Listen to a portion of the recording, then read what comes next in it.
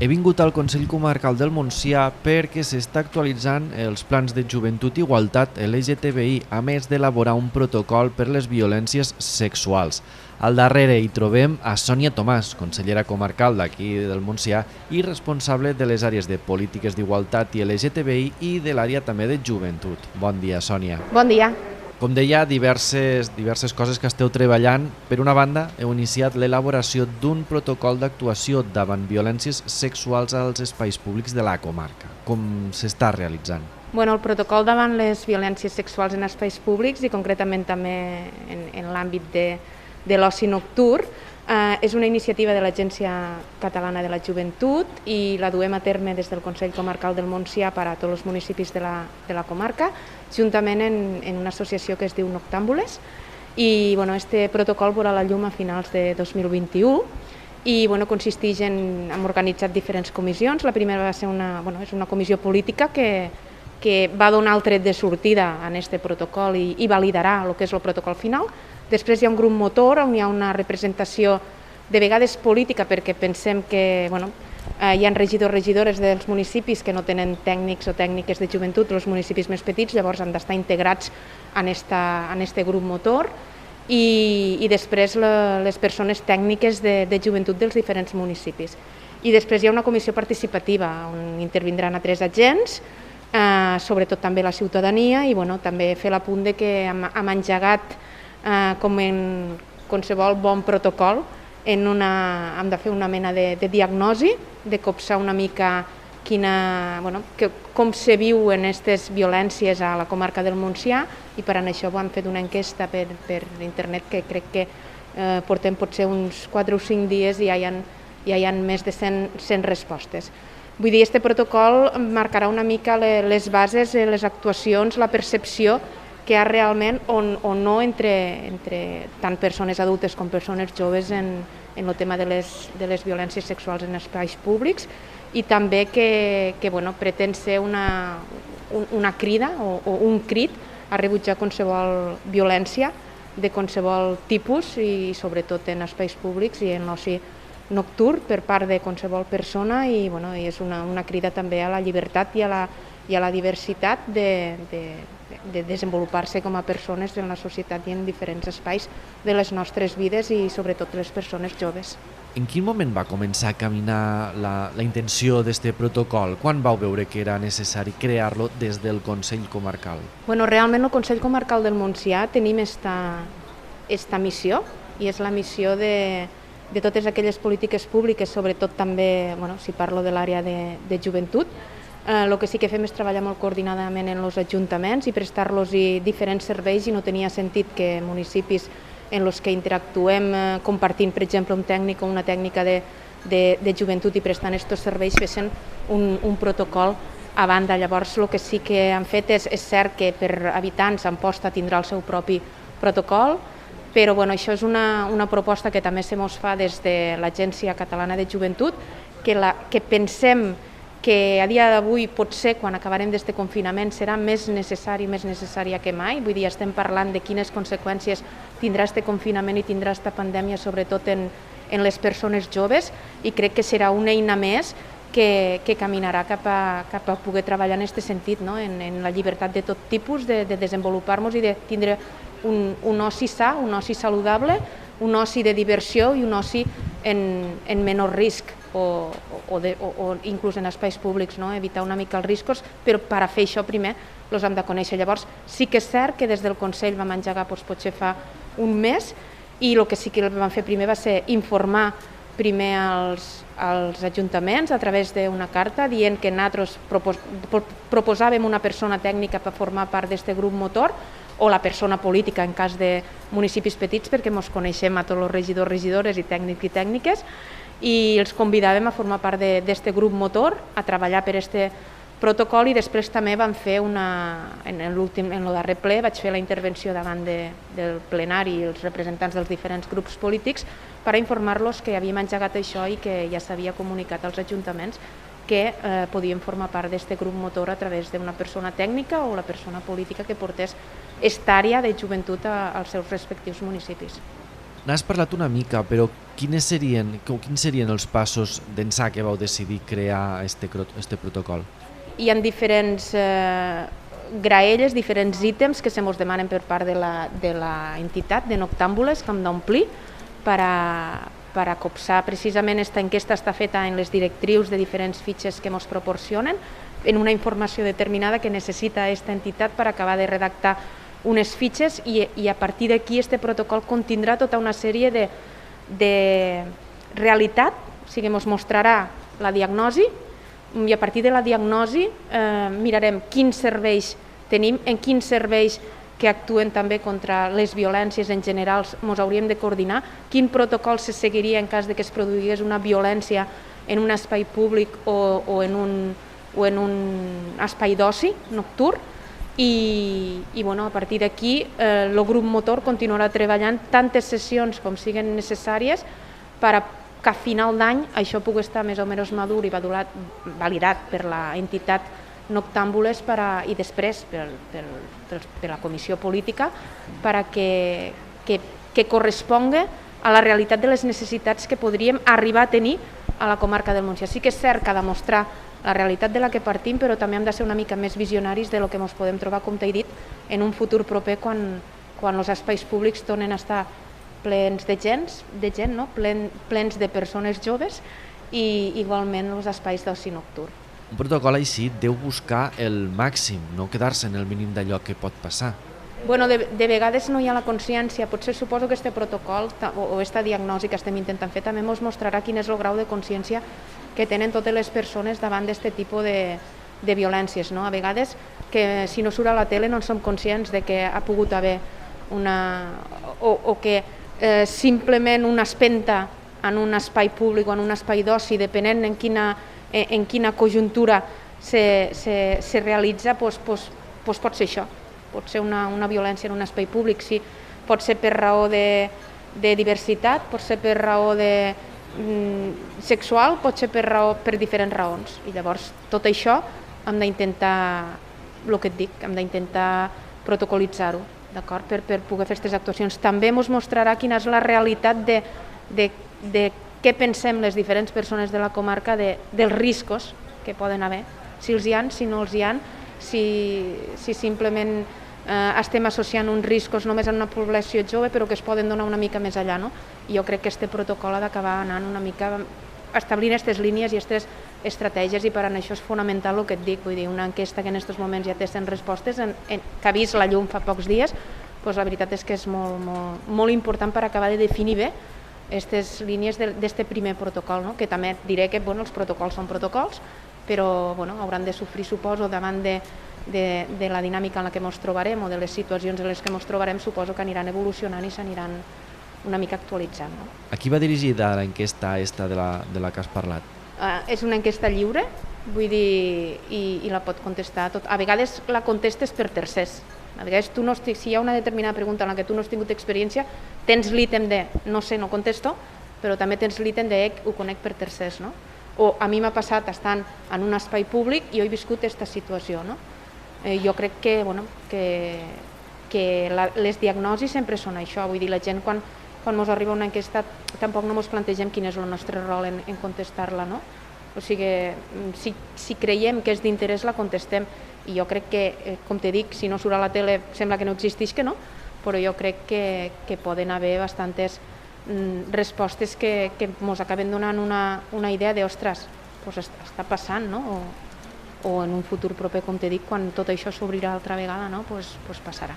Passem ara als diferents plans, als dos plans que esteu treballant.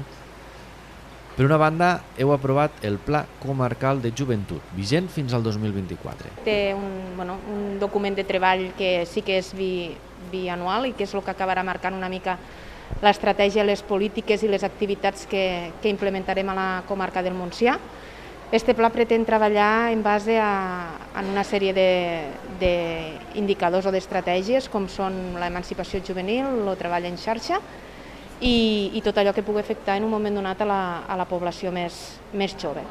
Este pla també parteix d'una diagnosi que també es va fer a través de diferents enquestes i que va ser contestada pel públic jove i a partir d'aquí marca una mica el que et dic, les polítiques des d'aquí poden sortir activitats com per exemple la maleta pedagògica que es fa en els alumnes del cicle d'educació infantil de l'Institut Montsià, que intenta treballar una mica el que és el respecte i la diversitat sexual en alumnes de l'OSEU, d'educació infantil, o sigui, la maleta inclou estratègies de com estos alumnes de l'Institut Montsià poden aplicar en una aula en un moment donat aquesta feina que ja s'ha de començar també o que s'ha d'implementar més seguit a les aules, de com treballar una mica el respecte i la diversitat entre persones. També inclou en aquest pla, com a activitat dia última, després de les diferents estratègies que marquem, per exemple, el foment de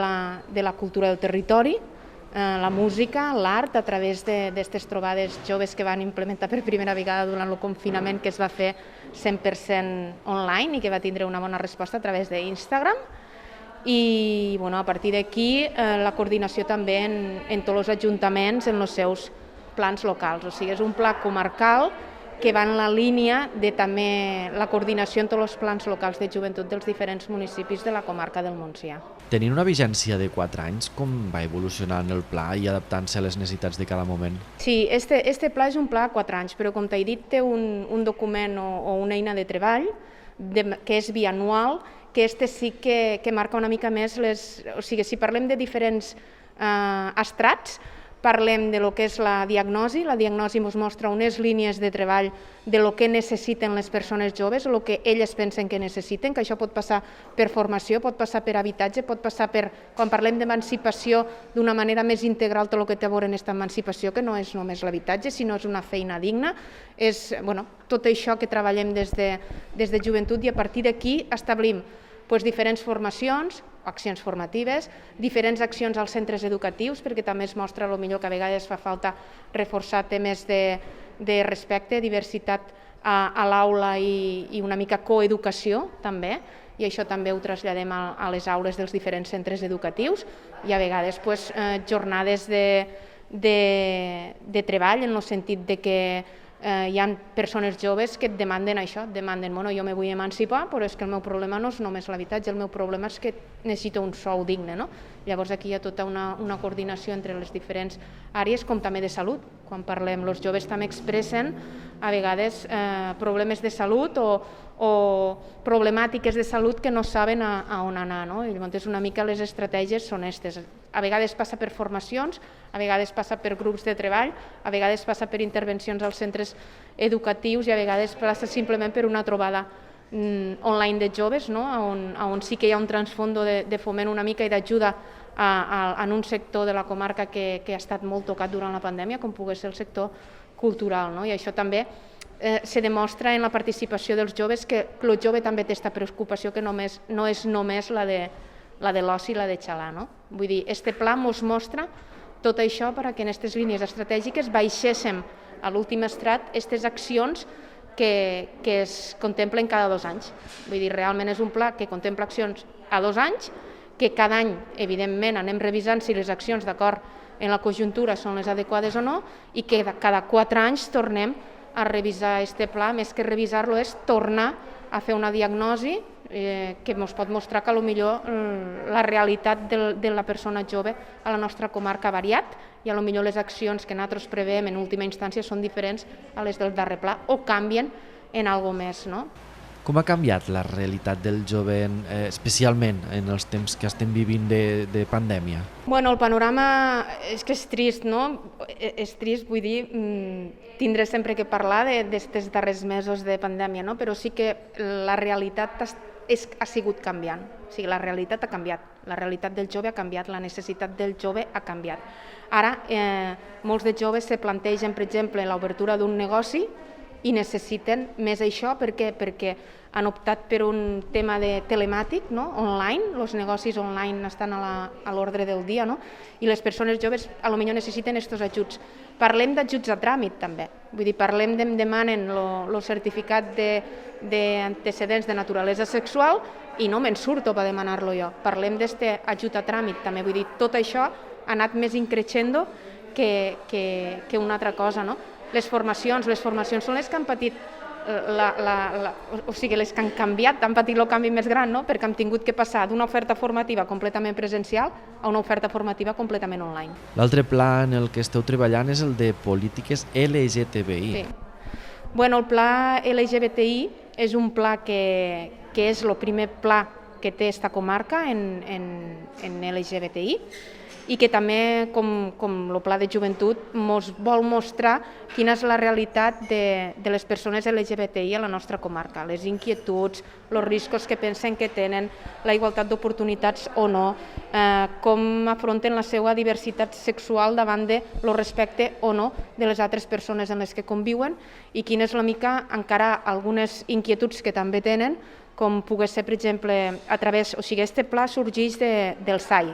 El SAI és un servei d'atenció integral a la persona LGBTI de la comarca del Montsià que comencem a executar el 2018 dins de lo que és el contracte programa i arran d'aquí també sorgeix la necessitat de regular-ho, almenys tindre una fotografia a través d'aquest pla. La fotografia és la diagnosi, com sempre, també ens va mostrar dades molt interessants i després també tenim altres serveis al voltant de tot això, com és, per exemple, nosaltres realitzem el canvi de nom sentit a la targeta sanitària d'aquestes persones.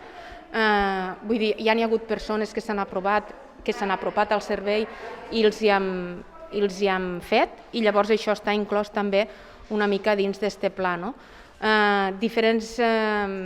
Diferents eixos, com per exemple adquirir el compromís del resto d'administracions públiques de la comarca del Montsià, que ens coordinem en ells, saben que existeix l'OSAI i hi ha una coordinació per derivar casos o per fer detecció des del compromís del respecte, o sigui que assumiguéssim des de la mateixa administració pública treballar pel respecte, per la diversitat efectiva i la llibertat sexual de les persones de la nostra comarca. D'acord?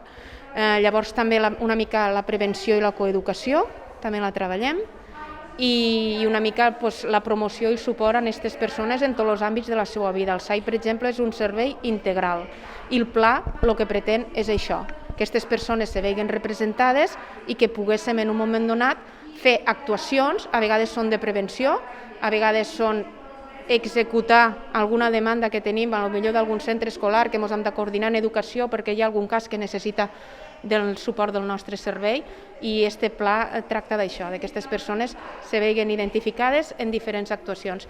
A vegades són actuacions com, per exemple, una campanya que vam fer de Fem un pas per la diversitat i Fem un pas va ser una campanya que va ser assumida per la Generalitat de Catalunya a nivell de tot Catalunya i va consistir en identificar per part dels ajuntaments diferents passos de vianants on volien que representéssim el que era la bandera del col·lectiu LGBTI. A nivell de visualització, des de la normalitat, perquè també va ser una feina molt comunitària, on van participar moltes persones joves i moltes persones joves que no tenien en un moment donat per què formar part del col·lectiu LGBTI. I això, que des del resto de Catalunya assumís que una iniciativa que parteix del Consell Comarcal de Montsià dins de tot este pla o este servei d'atenció integral a les persones LGBTI també és un goig que ens situa en una direcció correcta de les polítiques que estem implementant en aquest àmbit concret. Tot el que estem parlant, tant el protocol com els dos plans, van una mica de promoure la igualtat, no? Bueno, el més important quan fas alguna cosa, en l'àmbit que sigui, és difuminar etiquetes i aconseguir la visualització i la normalització. I per a això cal un treball comunitari i en molts d'agents impressionant. Ara mateix hi ha un servei del Servei d'Ocupació de Catalunya, redundant però és el SOC, que es diu SOC Trans, en el que ens estem coordinant per impulsar més el reforç a l'accés al món laboral d'aquestes persones concretament.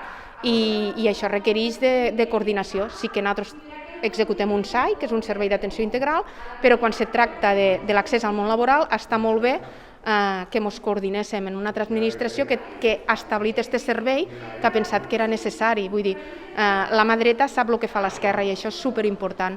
El treball comunitari, la visualització, que els diferents agents implicats, ja siguin les pròpies associacions de persones LGBTI de la comarca, vegin que hi ha aquest reforç. El que ha costat més, ha sigut potser que aquestes persones tinguessin la seguretat de poder vindre a aquest servei i per això ha sigut fonamental la col·laboració dels diferents ajuntaments que en definitiva són els que detecten aquests casos i els que acompanyen a aquesta gent precisament a poder sortir del seu poble, que potser l'avantatge també és això, que són serveis que establim fora dels municipis perquè aquestes persones se sentin còmodes, que tinguin preservada una mica també la seva intimitat de cara a poder fer els passos que són necessaris per assolir això, no? La seva llibertat, si parlem de normalització o visualització normalitzada en el sentit de no portar etiquetes, no? Bé, m'encantaria continuar-ne parlant, Sònia, però se'ns acaba el temps. Moltes gràcies per atendre'ns. Moltes gràcies a vosaltres.